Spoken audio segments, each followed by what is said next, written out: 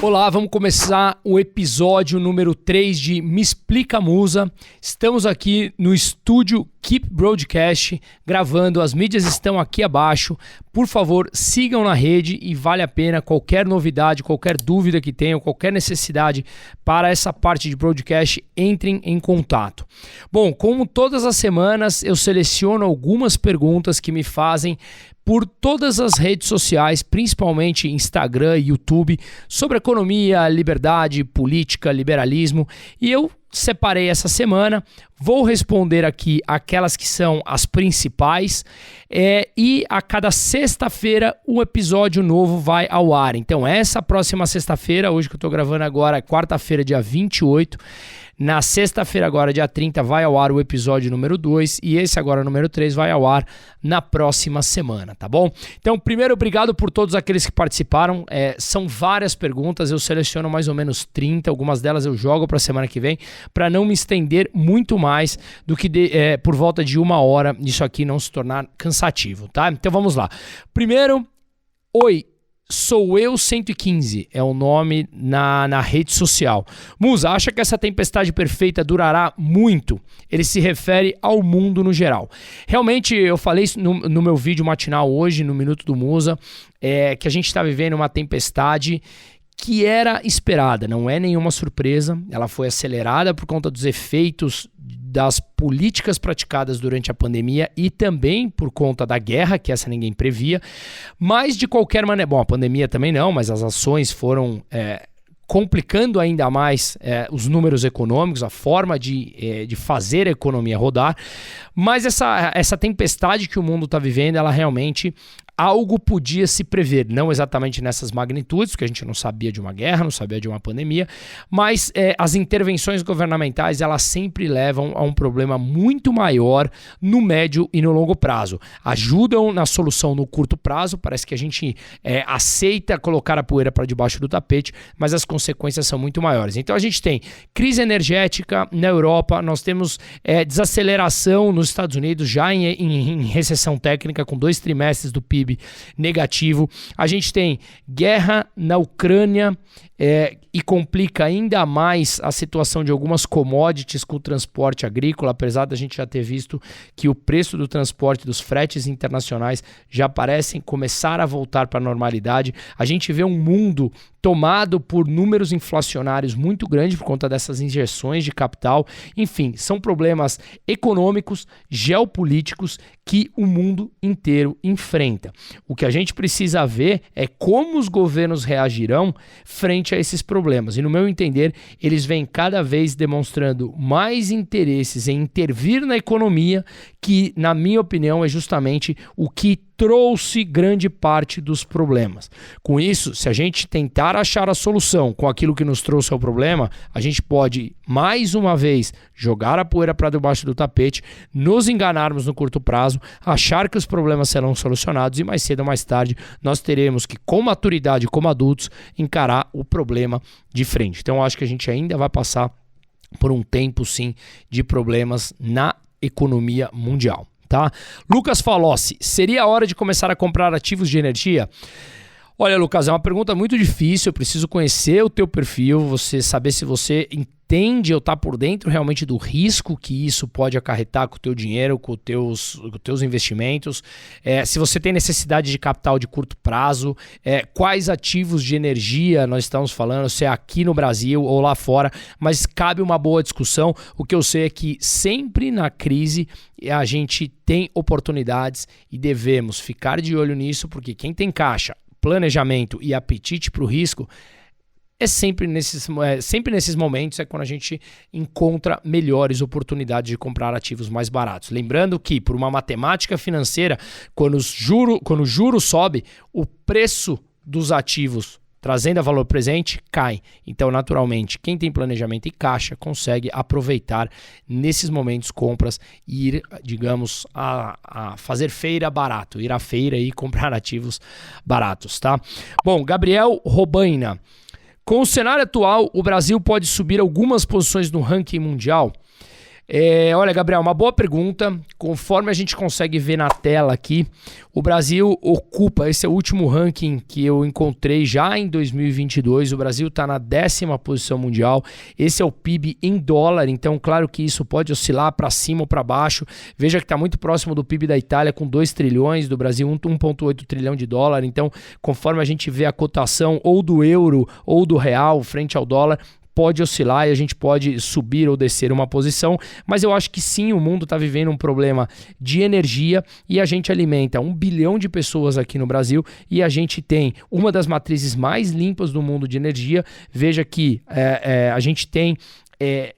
passado o problema hídrico, né, que a gente sofreu com falta de chuva há poucos meses atrás, agora a gente tem matriz elétrica diversificada e que a gente pode sim, em algum dado momento, passar a suprir alguma demanda mundial. Então, eu acho que a gente tem 2 fatores importantes aqui, que é a alimentação, commodities agrícolas e a própria energia. Então, eu acho que se nós não retrocedermos e continuarmos com políticas liberais adiantes, fazendo com que o mercado abra para a concorrência, com menos intervenção estatal, diminuindo o Estado, a gente consegue sim ganhar posições frente a outros países, principalmente olhando aqui que a Itália, que está logo acima da gente, está na zona do euro e está enfrentando problemas grandes. A gente vê o Reino Unido acima, a França também. Então, acho que a gente pode sim ir buscar novas posições ou também retroagirmos se a gente buscarmos, se nós buscarmos posições econômicas que são, digamos, retrocessos institucionais, tá? Esperemos que a gente ande para frente e não fique dando passos atrás. Z3 Filho, Trump avisou lá atrás que todos deviam parar de depender de alguns países. Mais uma vez, eu digo que o Brasil, com essa crise mundial, tem tudo para sair muito maior, pois aqui se produz tudo, só falta investir na indústria para que possamos processar essas matérias-primas. Realmente o Trump avisou, o Trump fez um recado muito duro e muito claro, e hoje se torna óbvio, né? Principalmente em direção à Europa, e mais especificamente à Alemanha, de que ela estava em prol daquele discurso verde alarmista, que ninguém é contra o meio ambiente, mas sim uma mudança com calma, com planejamento e com responsabilidade, porque senão o que a gente vê é falta de energia, sem energia não tem crescimento e tem inflação e as pessoas sentem no bolso e os países param de crescer, de gerar renda, de gerar emprego. Então o Trump avisou isso lá atrás, obviamente ele virou motivo de chacota quando falou e agora todo mundo entende o porquê. O ponto do Brasil que ele fala, só falta investir na indústria para que possamos processar essas matérias-primas. Sim, isso é um dos discursos, inclusive, que o Paulo Guedes fala bastante, de reindustrializar, é o termo que ele usa, o Brasil. E o que a gente vê é que nesse governo já foram derrubados o IPI de muitos produtos. Portanto, a gente cria vantagens e torna mais fácil ou mais benéfico o processo da indústria brasileira. Eu acho que a gente precisa abrir o nosso mercado, não gerar privilégios, incentivar de alguma maneira que essas indústrias produzam aqui, derrubando impostos, né? E qualquer derrubada de impostos tem que ser seguida em paralelo por uma diminuição do tamanho do Estado, que é o que a gente vê em números que aconteceu nesse governo. Então eu acho que faz muito sentido realmente a gente continuar no processo de cortar impostos para incentivar as indústrias a produzirem aqui. Tá bom? Bom, Mano Rocha, os juros não estão destruindo, só estão corrigindo a bolha que esses mesmos países criaram, injetando dinheiro nas economias. Eu respondi para ele, para o Mano Rocha, lá nesse comentário que ele fez em um post meu do Instagram. Eu concordei muito com ele. Eu falei num vídeo que os juros que estão subindo, os juros futuros que estão subindo na Europa e nos Estados Unidos, que estão fazendo uma destruição do mercado de renda fixa como não vimos nos últimos 50 anos. Ou seja, juros para cima, valor da renda fixa cai, como eu já expliquei aqui no episódio 2 do Me Explica Musa, ou no episódio 1, perdão, que eu coloquei inclusive a fórmula. Quem não quiser, vou colocar o link aqui do Me Explica Musa 1, então pode voltar, que está lá explicado, ou qualquer dúvida, comente aqui. Mas sim, sim, mano, Rocha, eu concordei com você, não são os juros subindo que estão destruindo o valor da renda fixa. Os juros estão subindo porque os governos intervencionistas nos últimos 13 anos injetaram dinheiro, trilhões e trilhões na economia, fazendo intervenções e mantendo juros artificialmente baixos, e agora eles estão voltando ao equilíbrio. Claro que com uma força muito maior por conta da guerra e por conta desse problema energético na Europa e também por conta de trilhões rodando na economia americana, mas sim, eu concordo com você me fez a correção, eu te agradeci, porque não são os juros subindo que está causando a destruição. Claro que na ponta final sim, mas tem que dar um passo antes e entender o que está levando a esses juros explodirem, que isso sim leva à destruição da renda fixa, é a intervenção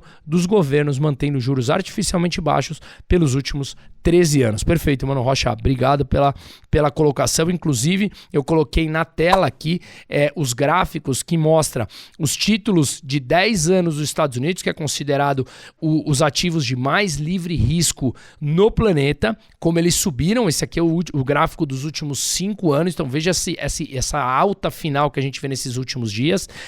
A linha em verde é os mesmos títulos de 10 anos, só que da Inglaterra, e o da Itália. Então veja que todos eles subiram demais e está causando uma reprecificação para baixo dos ativos de renda fixa. Tudo volta ao equilíbrio.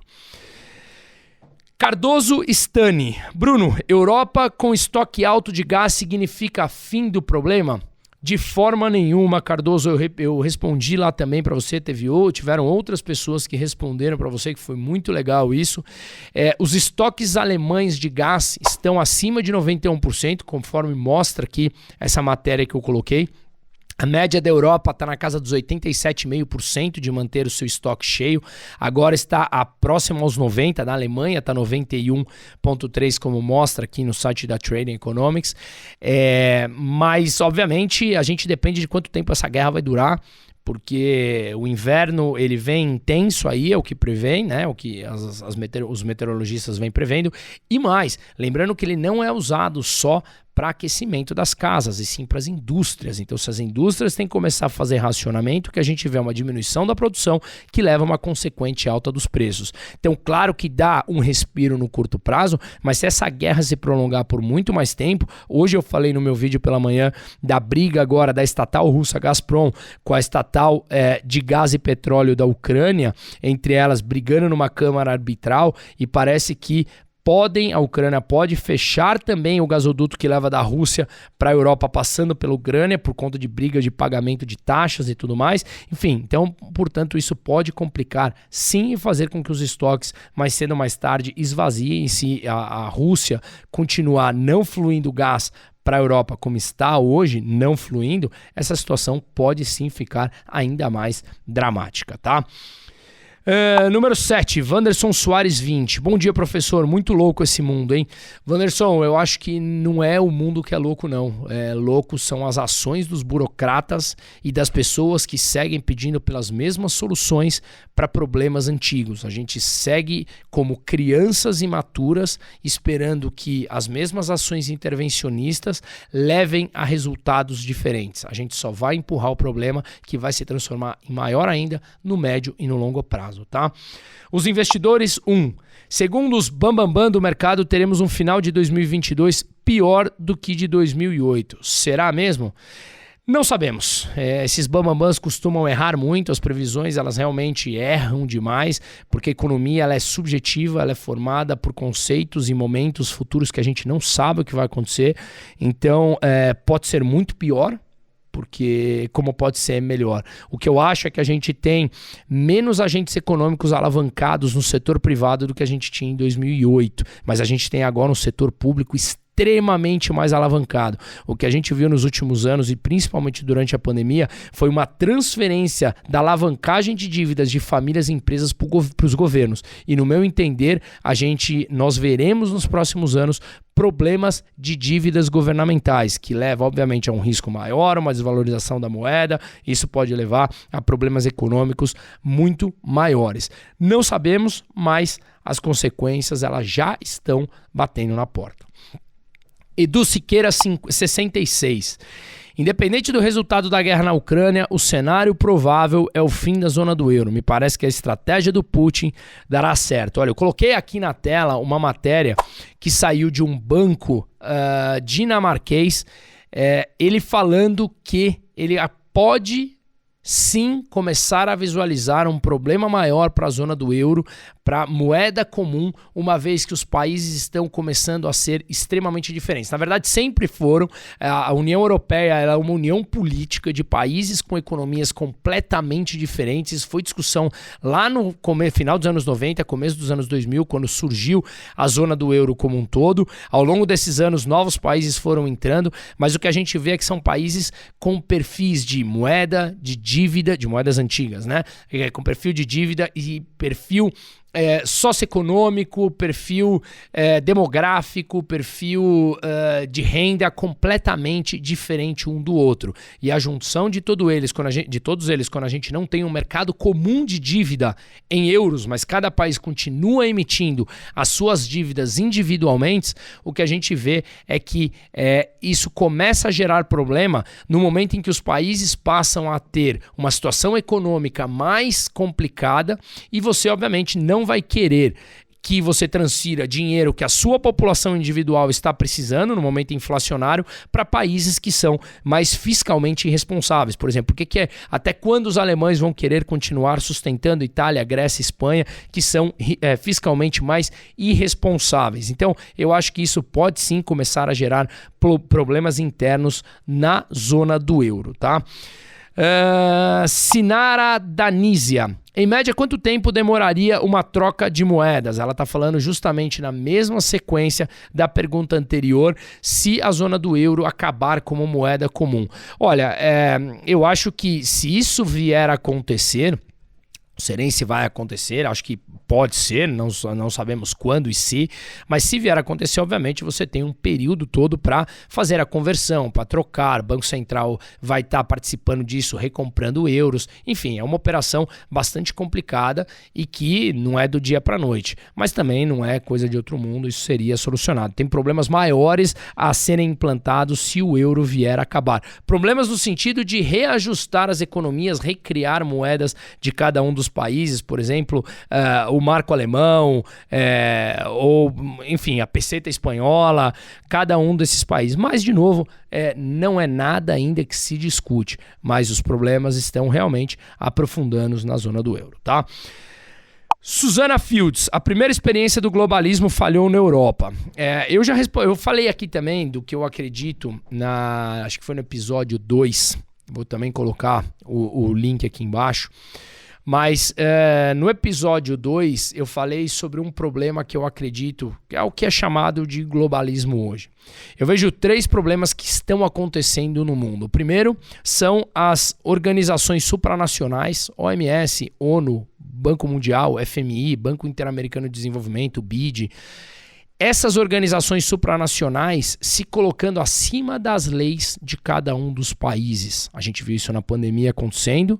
A gente vê essas organizações supranacionais que não têm não têm cargos eletivos, mas são pessoas que, uma vez lá, conseguem legislar e colocar as ordens acima das leis de cada um dos países soberanos. Portanto, esse é o primeiro ponto que eu vejo complicado. O segundo é o tamanho do Estado que vem crescendo no mundo frente às liberdades individuais dos seus cidadãos. Esse é o segundo ponto que eu acho muito complicado, mas também vejo nitidamente isso acontecendo. E o terceiro ponto é as principais empresas no mundo, dos principais setores, elas se conversam e, obviamente, detêm uma parcela importante de cada um desses setores, como, por exemplo, o farmacêutico. Então, acho que são 3 fatores que eles nitidamente estão acontecendo, né, e que a gente precisa lutar contra. Esse é o problema que eu vejo desse globalismo. Agora, claro, a Europa é um primeiro sinal de um globalismo.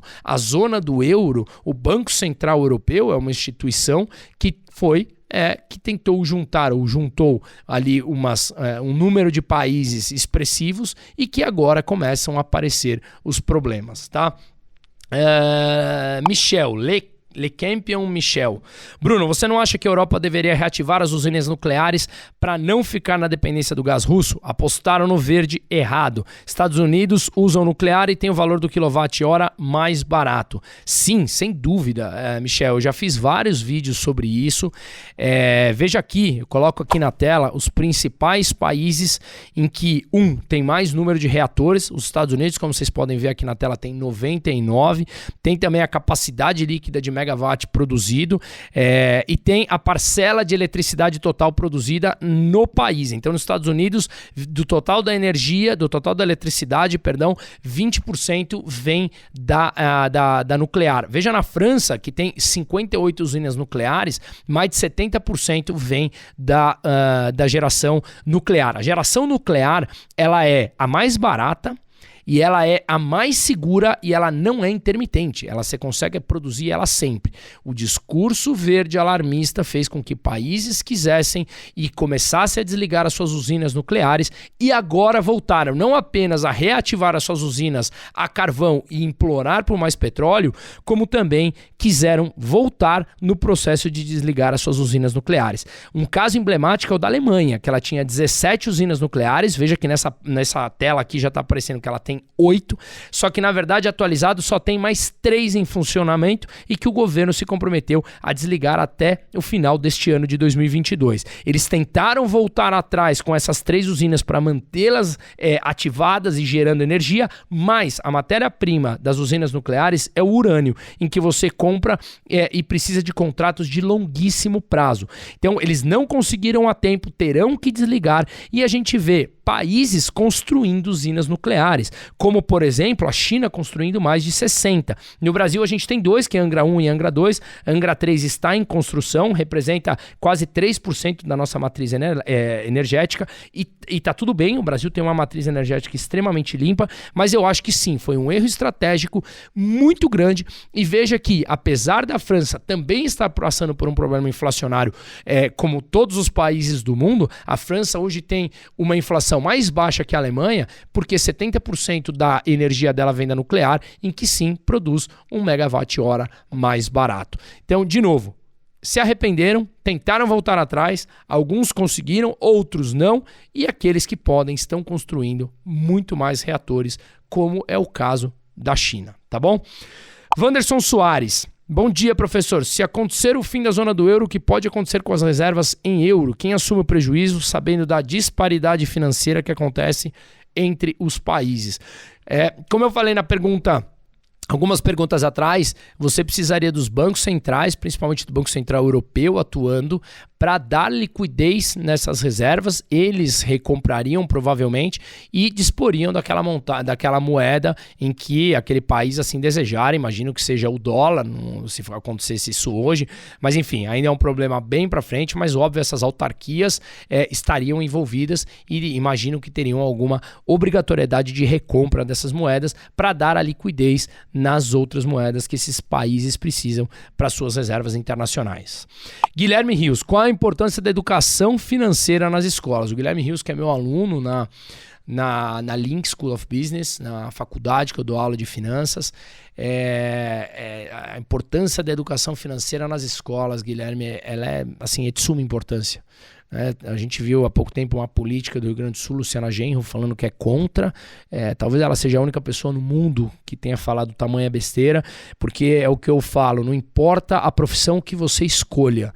Se você quiser vender bala no farol, se você quiser ser um super médico, um engenheiro, um arquiteto, um atleta, o que quer que seja, você vai ganhar dinheiro. Para você ganhar dinheiro, você tem que cuidar do teu dinheiro. É muito melhor, eu costumo falar isso para muitos clientes meus, que chega falando, nossa, olha, eu tô trabalhando 20 horas por dia, eu não aguento mais e não sei o quê. Então, legal. Será que não faz sentido você planejar melhor? Em vez de trabalhar 20 horas por dia, trabalha 12 e cuida as outras horas do teu dinheiro. Você faz o dinheiro trabalhar para você e você pode ter mais tempo para pensar estrategicamente, até mesmo pensar na tua profissão para gerar mais lucros e mais benefícios. Então, isso vem desde criança. Então, quanto mais nós incentivarmos as crianças desde pequeno, explicando como funciona a economia, explicando como funciona o termo ou o que é a escassez, porque os recursos na economia todos eles são escassos, entender como funciona isso, entender a meritocracia, que ela só vai conseguir aquela criança alguma coisa, ou alguma coisa que ela queira, ou um brinquedo, ou algo que ela precise naquele momento, ou queira naquele momento, se ela te der uma contrapartida de executar uma tarefa e uma tarefa bem feita. Então você coloca aí conceitos de escassez, de meritocracia, de economia, de você, um conceito muito importante que eu tenho para mim na economia, que é o ser humano sempre prefere ter algo agora do que lá na frente. Se alguém te pergunta, você prefere ter 100 reais agora ou amanhã? Todo mundo vai falar agora. Aí se você fala, você prefere ter 100 reais agora ou 110 amanhã? Aí você vai calcular a taxa de juros e para isso funciona a taxa de juros, para você calcular o valor do dinheiro no tempo e você ensinar a criança de que às vezes ela não precisa ter isso agora e vale a pena ela esperar pelo dia de amanhã, porque ela vai ter um benefício maior por isso. Então acho que é extremamente importante, quanto antes nós ensinarmos as nossas crianças, mais independentes criaremos uma geração lá na frente que vai ficar muito dependente de Estado, vai acreditar muito menos em políticos e vai ser muito mais protagonista da sua própria vida, tá bom? Rafael César 8778. Em caso de guerra, renda fixa, LCI, LCA, CDB estão protegidas no Brasil? A guerra já está rolando, né? Então não afeta em absolutamente nada isso, o Rafael. Tá, por enquanto, assim, o sistema financeiro brasileiro extremamente seguro, não tem problema nenhum com isso. Nicolas Câmara 77, Bitcoin vai voltar a valorizar? Não sei de verdade, Nicolas. Qualquer resposta aqui que eu dissesse que sim ou que não, é um mero chute. Tem o gráfico aqui do Bitcoin, dá uma olhada, ele veio de lá mais de 64 mil dólares, né? Agora a próxima está oscilando ali em 19, 20 mil dólares. O que eu sei é que o conceito de criptoativos e de Bitcoin me agrada pelo fato de ser uma moeda descentralizada que não passa pelo monopólio estatal para a criação dessa moeda. Então, esse conceito me agrada muito porque eu tenho esse conceito na minha vida, não apenas como econômico, mas como a forma como eu lido com a minha vida. Ser descentralizado, ser cada vez ter menos um poder central e muito mais distribuído, esse é o conceito até de abertura de mercado, privatizações, livre concorrência, e isso me agrada muito no Bitcoin, em todos os criptoativos e no blockchain no geral. Então, eu acho que como conceito e por ela ser uma moeda escassa, que ela tem um número máximo de Bitcoins que serão emitidos, acho que 21 milhões de unidades de Bitcoins, a gente consegue sentir essa escassez. Agora, claro, o que faz uma moeda crescer é a confiança nela. Se nós, como população, como sociedade, injetaremos uma confiança no Bitcoin para ele voltar para níveis lá de cima, realmente não sei. Eu acho que sim, mas isso não é uma recomendação de compra e eu nem tenho certeza. Achar, se fosse para responder para eu não ficar em cima do muro aqui, eu acho que sim e eu gosto desses conceitos de descentralização e de não monopólio estatal da moeda. Cláudio Vitor, a política do Ciro é boa mesmo ou é só bom no livro dele? Cláudio, é muito boa. Ontem ele deu uma entrevista até na Record, eu assisti um pedaço. Para quem me acompanha, eu não tenho convergência nenhuma com políticas de esquerda. O Ciro, ele é naturalmente um político que fez a sua carreira apoiando e defendendo ideias esquerdistas. E aqui não é uma crítica, é apenas eu não tenho essa convergência, eu tenho total divergência. Eu acho que as ideias econômicas da esquerda, elas são sonhos bonitos, mas elas nunca se tornam realidades. E a gente já viu isso na história do século XX e a gente continua vendo agora, basta olhar para o nosso vizinho. Então, claro que elas são lindas, as pautas são lindas para os nossos ouvidos, só que o custo da vida real é muito maior e, portanto, as contas não fecham com políticas esquerdistas. Não tem um país que cresce sustentavelmente bem durante anos com políticas econômicas de esquerda. Por quê? Porque alguém tem que financiar essas ideias tão bonitas e quando o dinheiro acaba, elas não param de pé. E o dinheiro sempre acaba, porque se você continua expandindo a base monetária, você traz inflação, que é o que o mundo está vivendo agora por conta da expansão monetária nos últimos 13 anos. Então eu acredito que essas políticas de esquerda, de novo, elas são um sonho muito bonito, mas elas já se provaram mentirosas. Então, consequentemente, aqueles políticos que enaltecem essas políticas, eles sabem que não funcionam e eles, obviamente, fazem discursos eleitoreiros. Agora, claro, as políticas de liberdade econômica, as políticas de responsabilidade fiscal, elas são mais duras. Elas exigem meritocracia, mas elas trazem resultado no longo prazo. Pensa você na tua casa. Você consegue, por exemplo, se tornar extremamente endividado ou mais cedo ou mais tarde você vai ter que cortar teus gastos? Com o país é rigorosamente igual. Só que a gente tem que aprender que as políticas que trazem resultados no longo prazo, elas demoram um tempo para surtir efeito.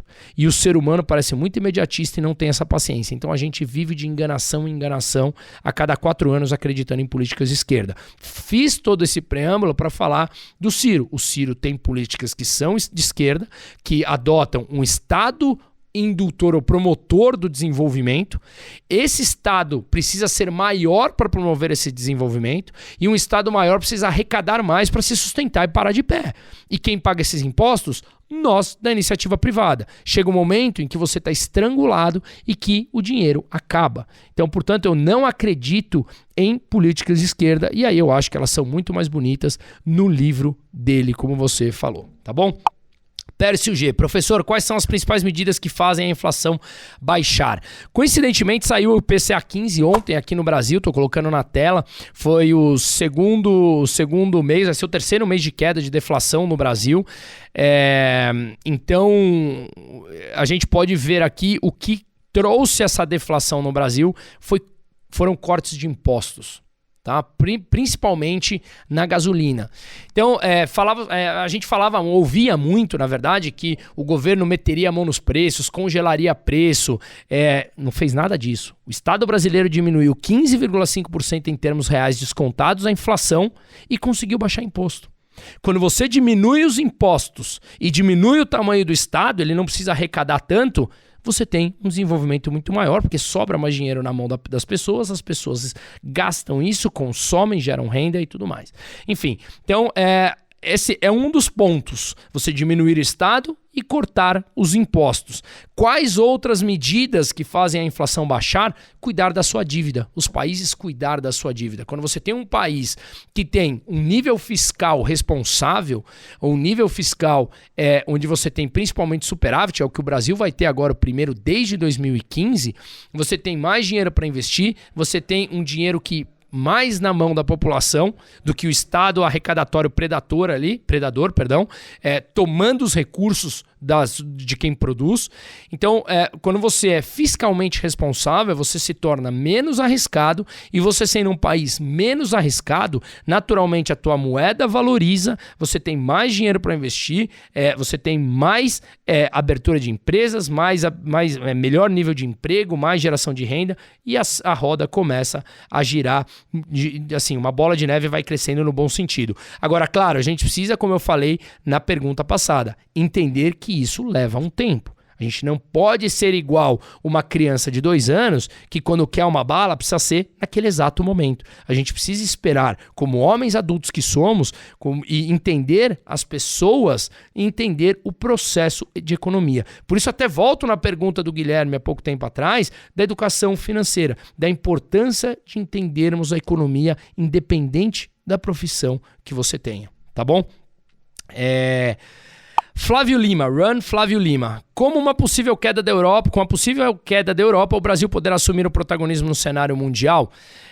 Eu acho que, Flávio, eu até respondi um pouco acima, vai na mesma linha. Se nós continuarmos com políticas de abertura de mercado, com políticas mais liberais, com políticas de facilitação de abertura de empresas, de diminuição da burocracia, diminuição do Estado, mantivermos uma continuidade para reformas tributárias, facilitação de contratação e demissão, sem dúvida nenhuma a gente pode assumir um protagonismo muito maior, porque a gente tem uma coisa que é extremamente importante: comida. E a gente alimenta mais de 1 bilhão de pessoas no mundo e pode vir a crise que for, que naturalmente o Brasil vai sentir. Mas se a gente tem comida, a gente vai continuar tendo algo para exportar. Claro que isso é muito mais profundo, a gente precisa de muito mais coisa aí na economia, mas eu estou indo respondendo aqui diretamente. Eu acredito que com todas essas reformas, sim, a gente pode ganhar um protagonismo maior no cenário mundial. Tá? Tiragosto Mineiro, você acha que vai ter fraudes nessa eleição? Tem chance do Bolsonaro perder? Olha, eu acho muito difícil falar isso, né? É impossível afirmar, mas no mundo de hoje eu não duvido de nada. Se tem chance dele perder? Sim, claro que tem, sem dúvida nenhuma tem. Eu questiono muitas pesquisas, não tenho problema nenhum em esconder minhas opiniões, aliás faço questão de colocá-las, mas eu acho que a gente tem que esperar. Hoje é dia 28, faltam 4 dias para isso, mas que existem chances, sem dúvida nenhuma existe chances. Se eu acho que vai ter fraudes, não duvido, mas também não sei, tá? Pepacol, acredita em $1 na casa dos 5,80, 6? Se retrocedermos institucionalmente, retrocedermos economicamente, sim. Se a gente voltar atrás, por exemplo, e acabar com o teto de gastos, como o Lula vem falando que vai fazer, se a gente voltar a usar banco público para ser financiador de empresas campeãs nacionais, como ele também falou no debate de ontem que ele vai fazer, se ele revogar a reforma trabalhista, se tiver que voltar a pagar sindicatos, como todas essas coisas constam no seu programa, isso leva a um aumento do Estado gigantesco, taxas de juros subsidiadas, que são financiadas através de endividamento do Estado, né? Porque se a taxa de juros é igual agora a 13,75 e ele empresta para as empresas a 3%, 4%, para empresas, hoje o BNDES empresta para empresas pequenas. Eu, você, o outro que tem uma padaria, o que ele fazia no passado, que foi descoberto, e o que ele quer voltar a fazer, é emprestar para empresas grandes, que não precisam do capital, e ele empresta a juros mais baixos. Então, alguém está financiando essa diferença de juros. Quando alguém está financiando essa diferença de juros, quem é? É o endividamento estatal. E isso leva a uma dívida maior, uma desvalorização da moeda e a consequente alta dos preços. Se ele fizer metade do que está escrito no programa dele, sim, eu acredito que o dólar pode ir sim para 5, 6. Até coloquei na tela aqui a volatilidade do dólar nos últimos tempos, tá? Para ter uma ideia, coloquei nos últimos 5 anos aqui como dá para enxergar nessa tela, tá? Cid Marcos Alves, se Lula ganhar, você acredita que vão aproveitar as políticas de Paulo Guedes? Não sei. Eu tenho certeza que ele sabe que grande parte das políticas, ou a sua totalidade do Paulo Guedes funciona. Os números econômicos estão aí para a gente perceber isso. São números, não é ideologia. Mas eu acredito muito mais na zero boa disposição do PT em querer fazer alguma coisa boa. Vamos lá. Caso Nine vence a eleição no Brasil, que é o Lula, quase certo que eles quebrarão o país. O que fazer? Se eles levarem a cabo a política escrita no programa de governo deles, sim, eu acho que quebra o país. Não é fácil quebrar o Brasil, porque o Brasil é um país super... que produz coisas muito importantes para o mundo, como a gente já falou aqui, mas eu acho que vale a pena a gente, uma parte, você ter um capital em moeda forte, isso sempre, independente do governo que esteja no poder, mais ou menos, depende do momento, depende do teu perfil, e eu acho que vale a pena ter caixa. Por que ter caixa? O que é caixa? Caixa é facilidade de liquidez, porque, no meu entender, esses juros podem subir, né? Tô falando de juros futuros e tudo mais. Se ele fizer essas medidas populistas que estão escritas no programa dele, e naturalmente os ativos desvalorizam e você pode aproveitar essa possibilidade de caixa para comprar ativos baratos, tá? Moroni 3D, bolsas mundiais caindo muito ou pouco nos próximos meses? Já caiu bastante, né? Eu comecei a falar isso em agosto do ano passado, principalmente para os meus clientes, que eu estava dando um call, eu estava dando uma ideia de diminuir a exposição em mercado americano. As bolsas continuaram a subir por mais 2, 3 meses, eu perdi essa última pernada de alta das bolsas americanas, apesar de ter saído com bom lucro, né? Mas a gente não consegue acertar ali na mira, né? Na mosca mesmo. Então, eu acho que foi bem dado esse call, né, de bolsas americanas e europeias no geral em queda, porque como eu acredito muito no estudo de ciclos econômicos e intervenções governamentais mais cedo ou mais tarde levam a uma recessão, e estava muito próximo disso acontecer, eu já preferi me prevenir. Então, coloco na tela aqui 3 gráficos. O primeiro deles é das bolsas americanas. Então veja que na linha verde é o S&P 500, um dos principais índices americanos, e na linha azul é o Nasdaq, que compõe as ações de tecnologia. Se nós olharmos aqui, antes dessa queda abrupta que teve logo em março de 2020, que foi a pandemia, veja que as bolsas ainda estão acima do que estavam do nível da Covid. Então eu acho que ainda tem espaço sim para cair, porque o que cresceu foram basicamente através de ações intervencionistas de governos injetando dinheiro na economia e nas empresas. Então, acho que tudo volta ao equilíbrio, portanto, eu acho que apesar da queda já ter sido forte, tem um espaço maior para queda. Veja no segundo gráfico agora, são 2 bolsas principais da Europa. A gente vê a linha verde, que é a bolsa da Alemanha, e em azul, que é a francesa. Já estão abaixo dos preços do Covid. Só que posicionamento e o momento econômico da Europa no geral é muito pior do que estava pré-pandemia. Então, acho que sim, tem um espaço ainda. E o terceiro gráfico que vocês veem aqui são as bolsas da Ásia. Então, a linha verde é Xangai e a linha azul é de Hong Kong, também abaixo já do nível antes de vir a Covid, tá bom? Mas, de novo, a situação da economia da China também é bem complicada. 25% do PIB é representado pelo setor imobiliário, que está passando por um problema de default, de quebras de empresas gigantescas por lá, com muito mais intervenção governamental. E hoje, no dia 28, o governo chinês fez um pronunciamento pedindo com que os bancos parassem de operar contra a moeda chinesa, que está na mínima desde 2011, portanto a mínima histórica, porque 2011 foi o primeiro ano em que começaram a ser divulgados os dados da moeda contra o dólar nos termos de hoje, tá? Então, situação bem complicada por lá. Fernando Milhão, UK, que é o Reino Unido, estimulando a economia com inflação chegando aos 13%. Em qual teoria econômica isso se encaixa? Eu fiz um vídeo na segunda-feira explicando esse plano econômico do Reino Unido, que reduziram os impostos da forma mais alta nos últimos 50 anos. Mas me perguntam, Bruno, você não é a favor de derrubar impostos, como você sempre prega? Sim, acho que tem que ser feito isso naturalmente, e acho isso um baita de um programa. Mas, para você derrubar os impostos, você precisa diminuir o Estado, o tamanho do governo, porque senão você vai deixar de arrecadar com a diminuição dos impostos e você vai precisar fechar a tua conta de alguma maneira. Você diminuiu a tua arrecadação, só que teus gastos continuam subindo. O que você precisa fazer? Financiar através de dívida. Então, o endividamento do país cresce e aí cresce também a falta de confiança nesse país, que leva a uma desvalorização da moeda e a consequente alta dos preços, que é a inflação. O que aconteceu aqui no Brasil quando diminuiu os impostos dos combustíveis, que eu falei nas perguntas anteriores, foi que o Estado também diminuiu em 15,5% em termos reais, descontados a inflação. Esse programa que foi divulgado no Reino Unido pela Liz Truss, diga-se de passagem, que é a nova primeira-ministra que entrou falando que ela é ultraliberal, foi, primeiro, ela vai derrubar os impostos, que, como mostra aqui, numa notícia falando que ela vai deixar de arrecadar 45 bilhões de libras. Eu vi outro estudo que chegaria a 60 bilhões de libras. Mas vamos falar na média que vai deixar de arrecadar 50 bi de libra.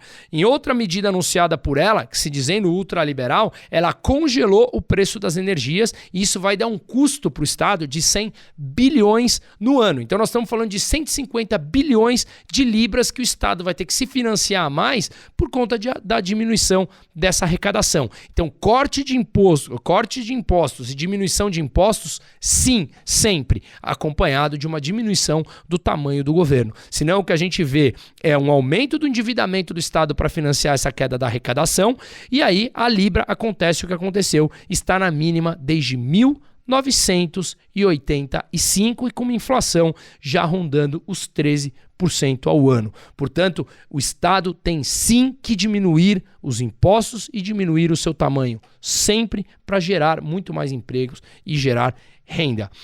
E para finalizar, qual é a expectativa do dólar para o ano que vem? Quais fatores podem influenciar? Deixei essa por último, porque tudo que a gente falou aqui pode influenciar no dólar.